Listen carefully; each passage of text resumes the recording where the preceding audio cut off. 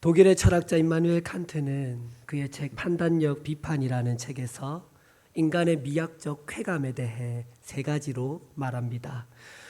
첫 번째로 말하는 것은 아름다움입니다. 흔히 우리가 길을 가다가 이쁜 꽃을 보거나 아니면 아름다운 그림이나 조각상, 모형, 건물을 보면서 느껴지는 그 쾌감, 칸트는 그것을 가리켜서 아름다움의 쾌감이다라고 얘기합니다. 두 번째, 세 번째는 숭고함이라고 얘기를 하는데요. 그런데 이 숭고함은 인간의 두려움과 관련되어 있습니다. 칸트는 수학적 숭고함과 역학적 숭고함에 대해 말합니다. 말이 좀 어렵죠? 이 수학적 숭고함이라고 하는 것은 우리가 흔히 밤에 밤하늘을 바라보면서 수없이 많은 별들을 보면서 느끼는 그 쾌감이라 생각하시면 될 것 같아요. 우리가 밤하늘의 별을 보면 무궁무진한 우주를 바라보면서 연약하디 연약한 인간을 보게 됩니다. 그리고 그 아름다운 별빛들을 보면서 우리는 쾌감을 느끼지요. 너무 무궁무진하게 넓은 우주지만 내가 그 우주를 보고 우주의 위대함을 생각할 수 있기 때문에 칸트는 그것이 수학적 숭고함이다라고 얘기합니다. 마지막 세 번째로 말하는 것은 역학적 숭고함입니다. 이는 벼랑 끝에 절벽에서 서 있거나 아니면 거센 폭풍이 몰아치는 그것을 바라보면서 칸트는 그 자연의 위대함 앞에 무릎 꿇는 것이 아니라 인간의 힘과 지혜와 능력을 다해 그 자연과 부딪히고 맞서 싸울 때에 느끼는 쾌감을 가리켜서 역학적 숭고함이다, 이렇게 이야기합니다.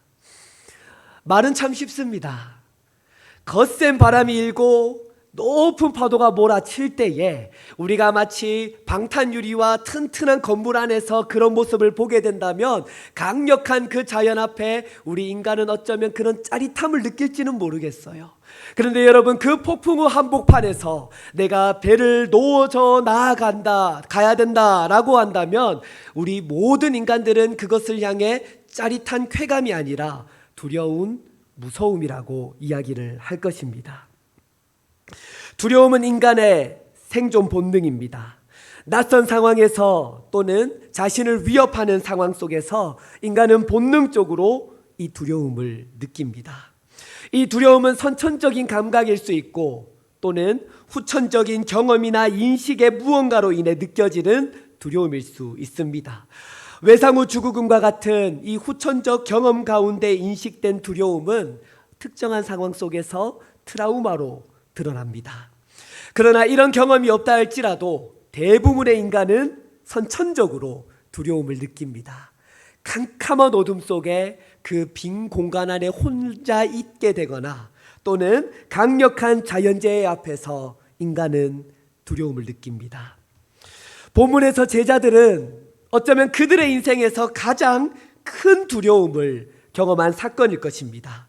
그들의 입에서 죽음이라는 말이 나올 정도로 그들은 절박했으며 두려웠습니다. 예수님의 제자들은 갈릴리 출신이기 때문에 많은 제자들이 이 갈릴리 바다에서 물고기를 잡는 어부 출신이었어요. 누구보다 이 갈릴리 바다의 지형에 대해 잘 알고 있었으며 이 갈릴리의 기후에 대해 잘 알았습니다. 그러나 이런 익숙한 사람들도 이 광풍 앞에 절망하게 됩니다. 어부들이 목수에게 살려달라 도움을 요청하고 있습니다. 이 폭풍의 호수 속에서 제자들과 예수님의 이야기를 통해 오늘 우리에게 말씀하시는 하나님의 은혜를 나눌 수 있기를 원합니다. 예수님께서는 날이 저물 때에 제자들에게 갈릴리 호수 저 건너편으로 가자라고 말씀하셨습니다. 그리고 주님께서는 몹시 피곤하셨는지 이 배 안에서 잠이 드셨어요. 예수님께서 잠이 드셨다라는 표현은 복음서 가운데 오늘 본문이 유일하게 말씀하고 있습니다. 제자들은 자신들에게 익숙한 고기잡이 배를 이용해 갈릴리를 건넜을 것입니다. 갈릴리 호수, 성경에서는 게네사렛 또는 디베랴라고 불리는 이곳은 높은 곳에 올라가서 이 갈릴리 호수를 바라보면 그 모양이 하프 모양으로 생겼다고 해요. 히브리어로 하프가 키네레트인데 이 호수 모양의 이 하프랑 닮아서 아마 이런 이름을 얻은 것 같습니다. 이 호수 북쪽에서 약 50km 정도 떨어진 곳에 헐몬산이 있는데 그 높이가 약 3,000m의 고산지대입니다. 이 고산지대에서 불어오는 차가운 바람이 갈릴리 바다 표면 위에 있는 따뜻한 바람과 만나게 되면 갑자기 큰 바람이 불고 파도가 일게 되는 그런 일이 잦았다 합니다. 예수님과 제자들이 호수를 건널 때에 이 폭풍이 갑자기 그들에게 불어닥쳤습니다. 베테랑 어부들이 있었기에 이들은 이 바람이 예사롭지 않음을 알았을 것입니다. 마태복음에서는 이 폭풍을 가리켜 지진이라고 표현했을 정도로 그 바다의 물결은 흔들림이 강했습니다. 주님께서 타셨던 배가 예수님 당시에 고기잡이 배였다면 이 배는 광풍이 일 때에 그 물결에 매우 취약한 구조를 가졌을 것입니다.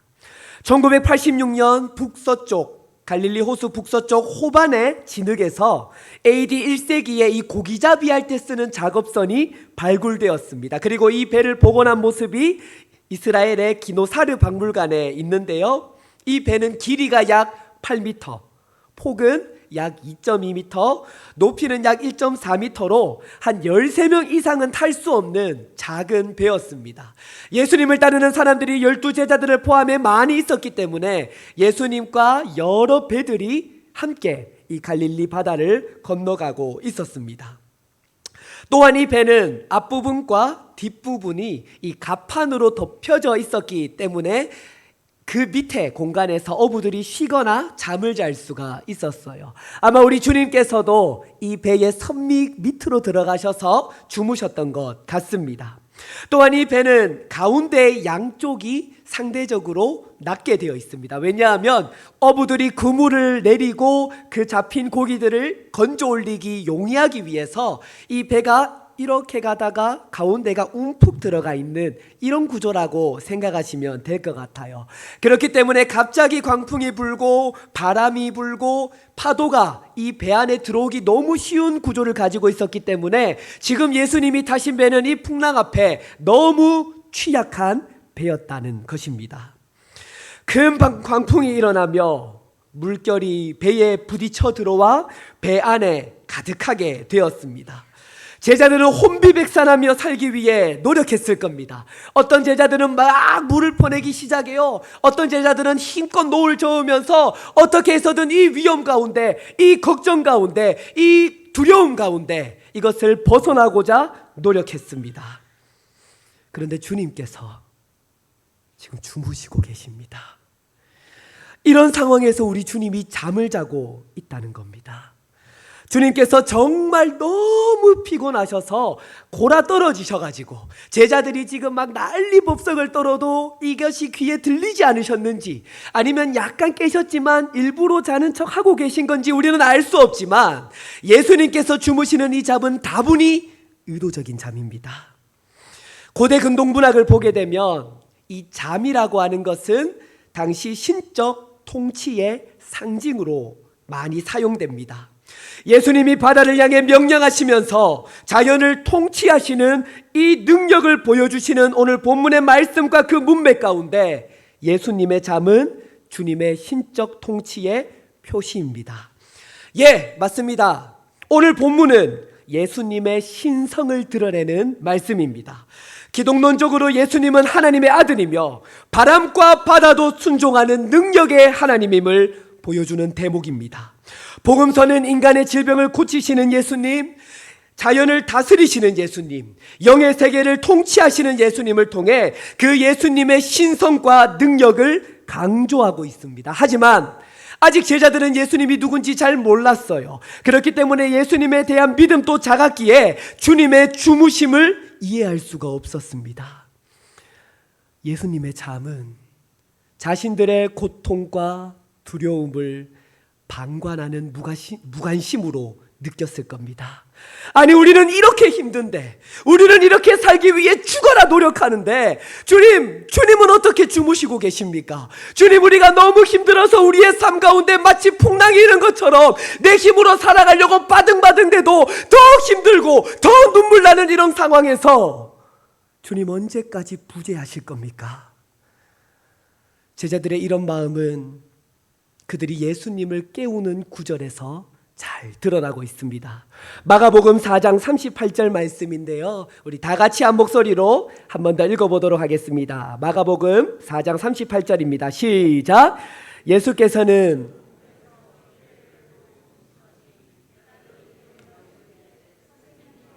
우리가 죽게 된 것을 돌보지 아니하시나이까 하니, 우리가 죽게 된 것을 돌보지 아니하시나이까. 제자들의 이 말은 비록 예수님을 향해 랍비, 선생님이라고 말하고 있지만, 제자들의 이 말은 선생님을 향한 존경심이 아니라 죽음의 공포와 두려움 가운데 예수님을 깨우고 있는 절박함이 나타나는 성경 구절입니다.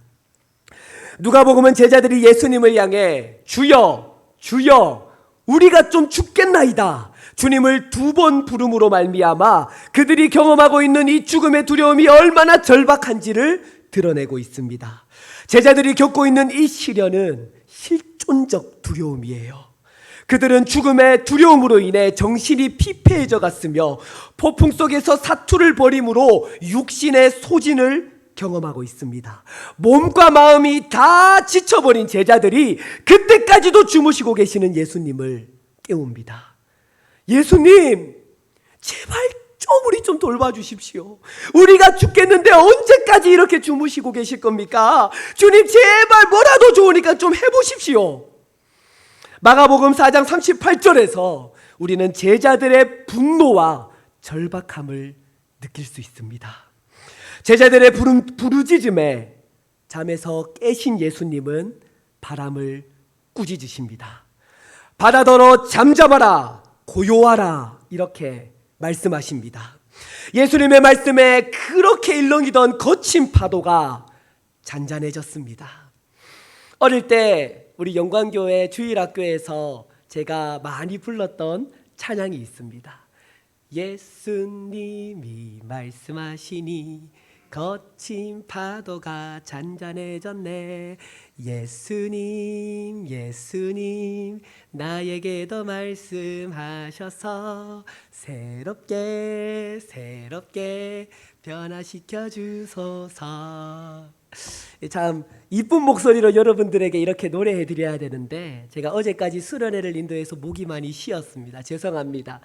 또 저에게 율동을 가르쳐 주신 선생님들 앞에서 제가 율동하면서 찬양하려고 하니까 참 부끄럽습니다. 제자들의 이 부르짖음에 주님은 바다를 잔잔하게 하셨고, 그리고 예수님이 말씀하시니 그 거친 파도가 잔잔해졌습니다. 바람과 파도가 주님의 말씀에 순종합니다. 제자들은 그런 예수님을 보면서 너무 큰 두려움, 그 풍랑이 있는 것보다, 자신을 향해 두려움으로 닥쳐오는 그 파도보다 더 큰 두려움을 느꼈다라고 성경은 말씀하고 있습니다. 마가복음 4장 41절 말씀 우리 한 번 더 읽어보겠습니다. 마가복음 4장 41절 다 같이 읽겠습니다. 시작. 그들이 심히 두려워하여 서로 말하되 그가 누구이기에. 아멘. 예수님의 이 물음에 대한 것은 합당한 물음입니다. 제자들의 물음은 합당합니다. 도대체 예수가 누구기에 바람과 바다도 그 말에 순종하느냐.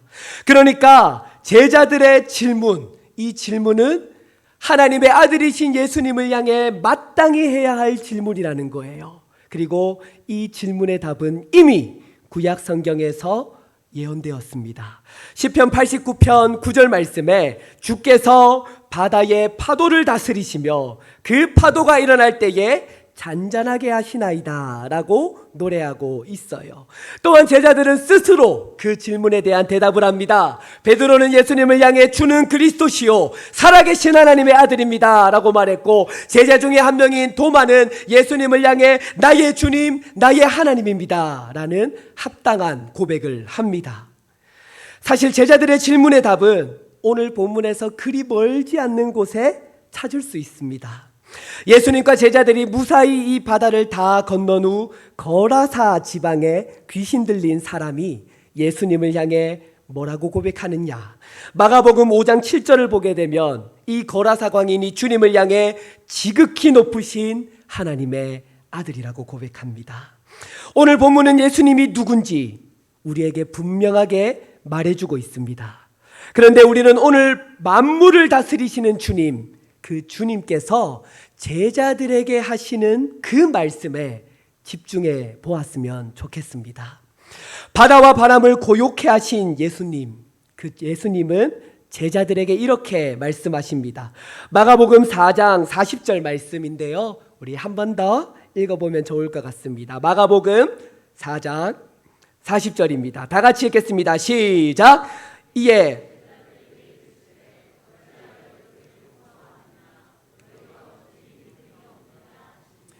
지금 예수님은 제자들을 꾸짖고 계십니다. 여러분, 왜 예수님이 죽음의 두려움 앞에서 떨리는 마음으로 예수님을 깨웠던 제자들을 꾸짖고 계신 건가요?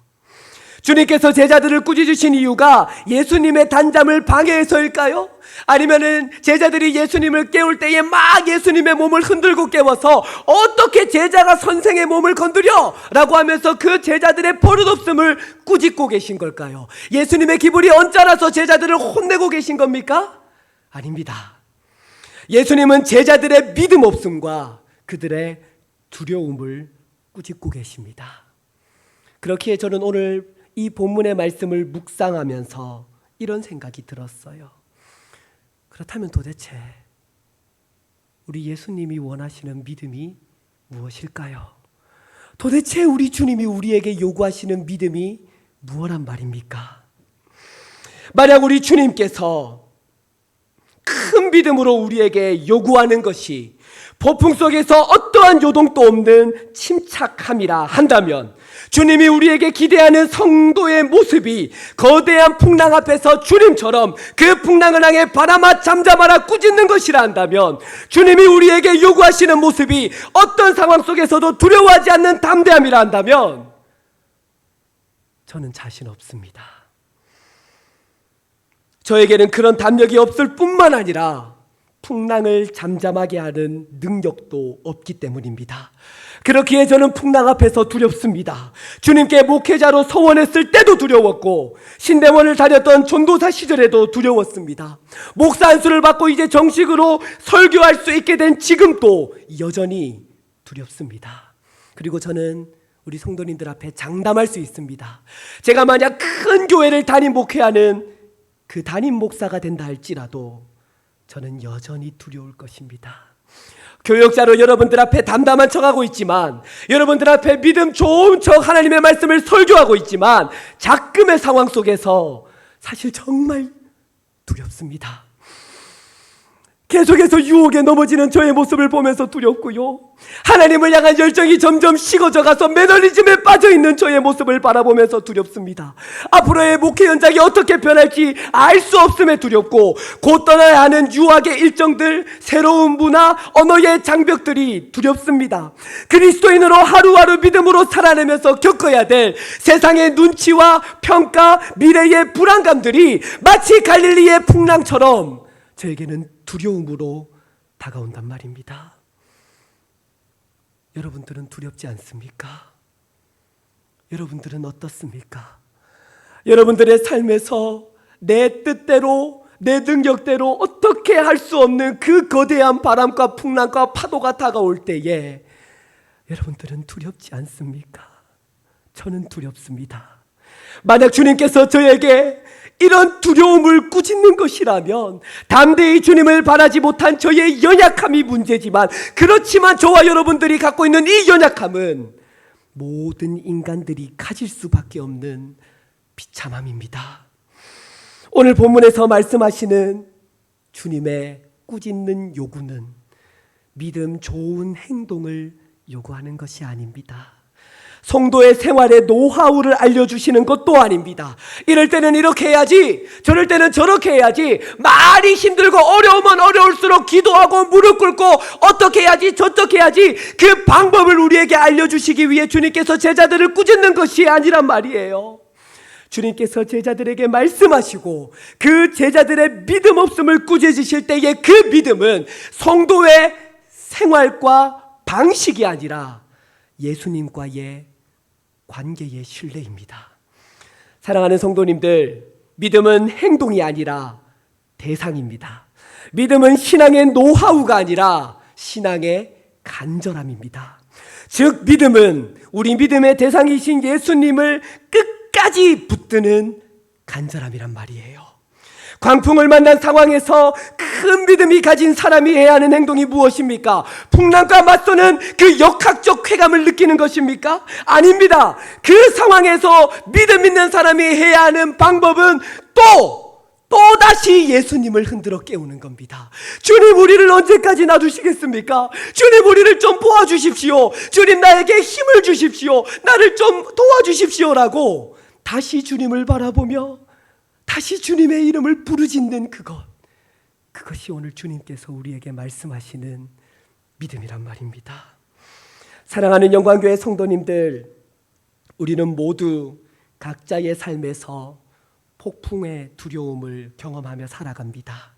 내 힘으로 그 폭풍을 이겨내려고 하지만 그렇게 하면 할수록 점점 내 힘은 빠지고 배는 가라앉고 있습니다. 너무 큰 고통과 시련 속에서 우리 주님은 마치 주무시는 것 같아요. 아무런 말씀을 하지 않습니다. 나 혼자 외로이 이 싸움을 하는 것 같은 그런 외로운 상황이 연속된다라는 거예요. 제가 어제까지 양목교회 중고등부 친구들과 수련회를 하면서 우리 중고등부 친구 중에 정은이라는 친구가 저를 찾아왔어요. 집회를 다 마치고 정은이가 저에게 말합니다. 막 눈물을 툭툭 흘리면서 말해요. 목사님, 한 2-3시간 하나님을 찾고 예수님의 이름을 부르면서 기도했는데 제 마음이 너무 공허해요. 알지 못하는데 왜 그런지 모르겠지만 너무 공허해요. 목사님, 어떻게 하면 되죠? 여러분, 아마 이 친구가 느끼는 공허함, 이 친구가 느끼는 불안함, 우리 성도님들도 각자의 삶에서 다 경험할 것이라고 생각이 듭니다. 그러나 나 혼자 외로이 이 싸움을 해 나가야 하는 것 같은 상황이지만 우리 주님께서는 우리에게 약속해 주셨습니다. 내가 세상 끝날까지 너와 함께 하겠다. 주님의 이 약속을 믿기 때문에 우리는 이 본문의 말씀을 보면서 더 이상 주님의 말씀이 우리에게 책망으로, 우리를 꾸짖는 말씀으로 다가오지 않습니다. 도리어 이 말씀은 우리에게 위로가 됩니다. 그래서 그 정은이라는 친구에게 이렇게 말했어요. 정은아, 이번 수련회 때 정말 열심히 하나님을 찾았구나. 그런데 너가 하나님으로 인해 기뻐하고 하나님으로 회복될 수 있는 것은 너의 열정이나 너의 의지나 너의 신실함이 아니라 하나님이 너를 사랑한다는 그 신실함이 너를 회복시켜 줄 거야. 이렇게 이야기했습니다. 어찌 믿음이 없느냐? 왜 두려워하느냐? 내가 너와 함께 있는데. 주님께서 지금 제자들에게 그 말씀을 하고 계시는 겁니다. 지금 주무시는 것 같지만 그들과 함께 하셨고 그들을 구원해 주셨습니다. 주님께서는 지금 우리와 함께 하십니다. 주님의 이 신실한 사랑의 언약을 우리는 창세기의 말씀에서 이미 찾아볼 수가 있습니다. 여러분, 창세기 22장은 우리에게 익숙한 본문입니다. 아브라함이 그 사랑하는 아들 독자 이삭을 하나님께 바치는 내용이 쭉 이어지는데요.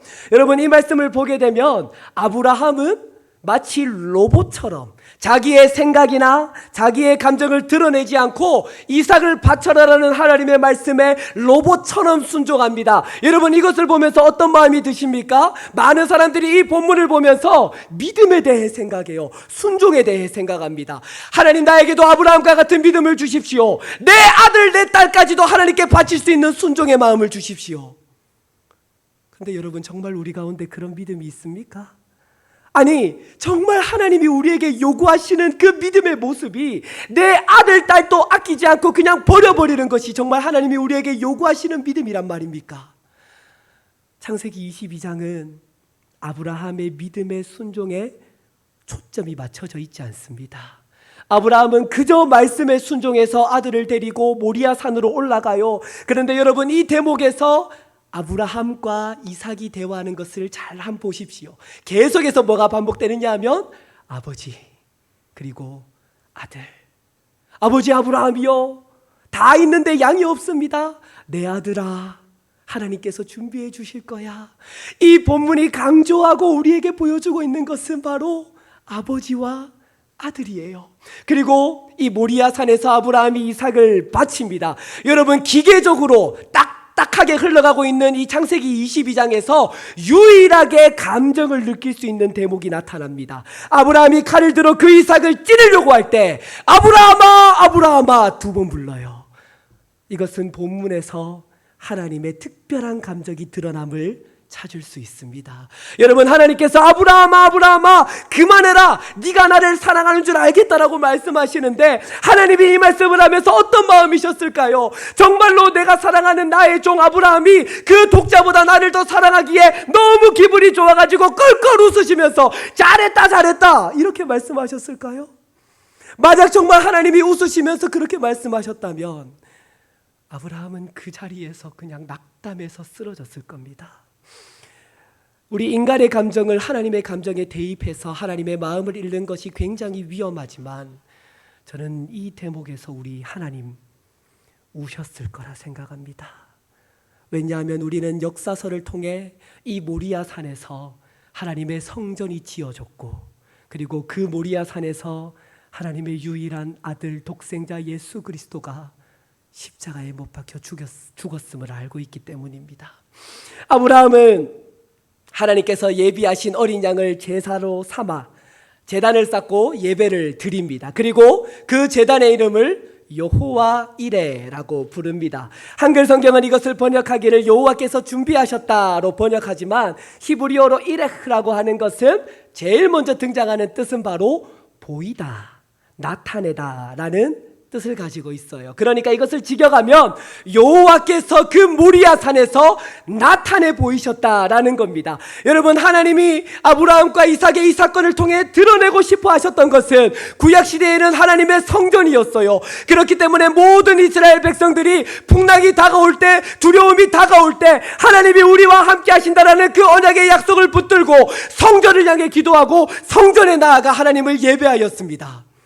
그리고 그 성전을 향해 저 성전 헐어버려라, 내가 3일 만에 다시 세우겠다라고 말씀하셨던 그 예수 그리스도께서 성전의 완성으로 우리에게 드러나셨습니다. 여러분, 성전의 완성은 교회가 아닙니다. 성전의 완성은 예수 그리스도입니다. 우리는 예수 그리스도를 바라보면서 하나님이 나와 함께 하겠다라고 약속하셨던 그 임마누엘의 신실함을 찾을 수 있는 것입니다.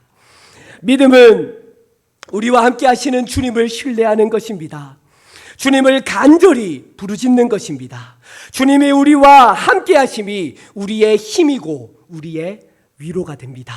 그리고 그 힘과 위로로 성도는 담대하게 인내할 수 있습니다. 따라서 오늘 본문은 믿음의 노하우를 우리에게 알려주는 것이 아니라 믿음의 대상이신 예수님의 능력과 그분의 신실하심을 알고 전적으로 주님만을 의지하라는 말씀입니다. 저는 개인적으로 아픈 거를 잘 못 참아요. 아마 어릴 때 저를 보았던 우리 성도님들은 알 겁니다. 여러분, 미국 가기 전에 건강검진을 해야 되는데 못했어요. 이유가 뭔지 아십니까? 바빠서? 아니에요. 주사가 무서워서. 여러분, 이 실반을 또 제 몸에 들어오는 게 너무 무서워서 건강검진을 못 받는 전데, 그래서 어머니랑 같이 이야기하면서 농담삼아 이런 말을 합니다. 하나님께서 21세기에 저를 대한민국의 목회자로 불러주신 게 은혜라고. 만약 잘못하셔서 실수하셔서 100년 전에 이 땅에서 목회자로 불러주셨다면 그 일제의 고문 앞에 내가 주님을 향한 믿음을 잘 지킬 수 있을까? 솔직히 자신이 없습니다. 그렇지만 저는 감히 우리 성도님들 앞에 믿음으로 고백합니다. 저는 그 상황 속에서도 끝까지 담대하게 믿음을 지킬 수 있을 겁니다. 코로나19로 혼란스럽고 답답하고 절망적인 현실 속에서도 우리는 담대하게 이 믿음을 지킬 수 있습니다. 이는 그 능력이 나에게 있지 아니하고 나의 신실함에, 나의 결단에, 나의 의지에 있는 것이 아니라 내가 주님을 바라보며 내가 주님께로 나아갈 수 있는 것은 나를 향한 하나님의 그 사랑의 신실함, 하나님의 말씀의 신실함, 하나님의 언약의 신실함을 믿기 때문에 그 신실하심으로 나는 약할 때 강함 되시고 내가 쓰러져도 다시 일어날 수 있는 것입니다. 사랑하는 영광교회 성도님들, 오늘 성도님들의 삶 가운데 여러분들을 괴롭히는 폭풍은 무엇입니까? 그 폭풍 속에서 주님이 부재한 것 같은 두려움을 느끼고 계십니까? 망망한 바다 위에 홀로 떠 있는 그 외로움에, 거친 파도와 싸우고 있는 괴로움에 힘들어하고 계십니까? 오늘 말씀이 여러분들의 삶의 위로와 힘이 되기를 소망합니다. 주님이 우리와 함께 하십니다. 믿음으로 그 주님을 바라봅시다. 믿음으로 그 주님을 부르짖읍시다. 그러면 바람과 바다를 꾸짖으시며 잠잠케 하시는 주님의 평안과 위로를 경험할 수 있을 것입니다. 우리에게 아름다운 믿음의 유산 중에 하나인 하이델베르크 요리문답은 그 첫 번째 질문과 첫 번째 답에서 아주 중요한 신앙의 원리를 우리에게 말해주고 있습니다. 하이델베르크 일문은 이렇게 묻습니다. 사나 죽으나 그대의 유일한 위로는 무엇입니까? 살아서나 죽어서나 여러분들에게 유일한 소망, 유일한 위로는 무엇입니까? 이 질문에 대해 하이델베르크는 이렇게 답합니다. 살아서나 죽어서나 나는 나의 것이 아니요 몸도 영혼도 나의 신실한 구주 예수 그리스도의 것입니다. 아멘. 아멘. 여러분, 하이델베르크를 보게 되면 참 재미있어요. 당신의 위로가 무엇입니까? 여러분의 위로와 여러분의 소망은 무엇입니까? 라고 물었지만 거기에 대한 답은 확실합니다. 나는 내가 아닙니다.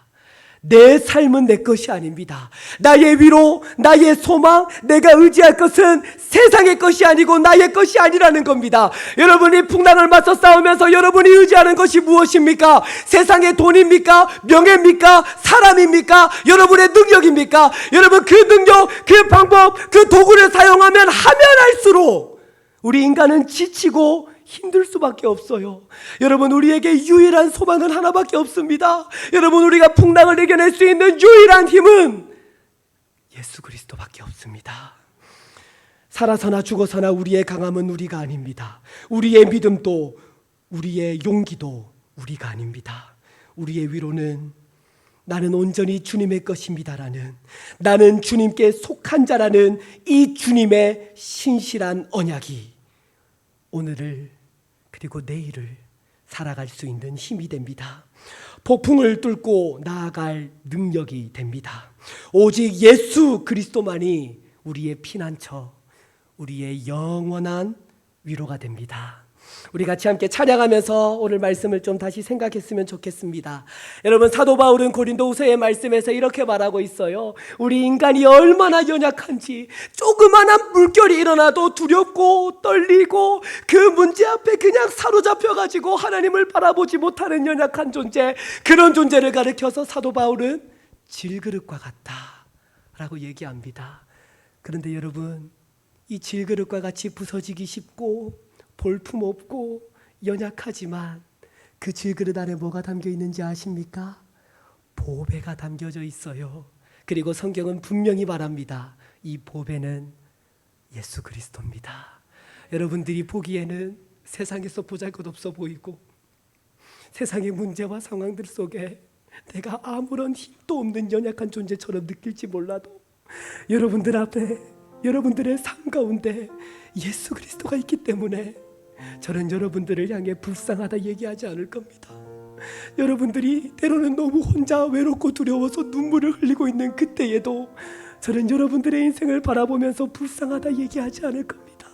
여러분들 가운데 혹시 돈이 많거나 능력이 있어서 세상에서 떵떵거리며 살 수 있는 그 무엇이 있다 할지라도 저는 여러분들을 향해, 그분들을 향해 당신은 정말 축복된 삶을 살고 있습니다라고 얘기하지 않을 겁니다. 여러분, 우리가 잘 살든 잘 살지 못하든, 건강하든 병들어 있든, 내가 하나님 앞에 믿음으로 서 있든 좌절함 가운데 무너져 있든, 우리가 언제나 그리스도가 내 안에 있음을 믿음으로 고백하며 살아간다면 그 인생이 바로 형통한 인생임을 믿음으로 선포합니다. 그렇기에 우리는 고백합니다. 약할 때 강함 대신에 나의 보배가 되신 주님 안에 있는 보물, 내 안에 있는 그 예수 그리스도를 포기할 수 없습니다. 같이 함께 우리의 삶을 드려 찬양하며 나아갑시다. 약할 때 강함 대신에 약할 때 강함 대신에 나의 보배가 되신 주 나의 모든 것. 주 안에 있는 보물을 나는 포기할 수 없네.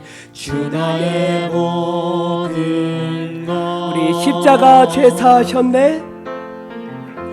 십자가 죄사 우리의 모든 두려움과 허물을 주님의 십자가로 벗겨졌습니다. 주 나의 모든 것. 때로는 우리가 절망 가운데 넘어져 있다 할지라도 쓰러진 나를 세우고 아멘. 나의 빈자리를 채우네. 주 나의 모든 것. 그래서 우리는 고백합니다. 예수 어린 양 존귀한 이름 예수 어린 양 존귀한 이름. 기도하겠습니다. 주님, 저는 질그릇과 같이 연약합니다. 풍랑이 이는 호수한 가운데 그 고기잡이 배처럼 연약하고 두렵고 무섭습니다. 그러나 하나님, 우리가 이 두려움 가운데에서도 믿음으로 하루를 살아낼 수 있는 것은 세상의 무엇 때문도 아니요 나의 무엇 때문도 아닌 오직 신실한 구주 예수 그리스도 때문입니다. 주님, 오늘 말씀을 통해 우리 성도님들의 그 삶 가운데 위로를 얻게 하시며 내일 믿음으로 살아가는 그 발걸음을 내딛는 순간부터 주님과 동행하며 예수로 승리하는 삶 살아가는 영광교회 모든 성도님들 되게 하여 주시옵소서. 이 모든 말씀 예수님의 이름으로 기도드립니다. 아멘.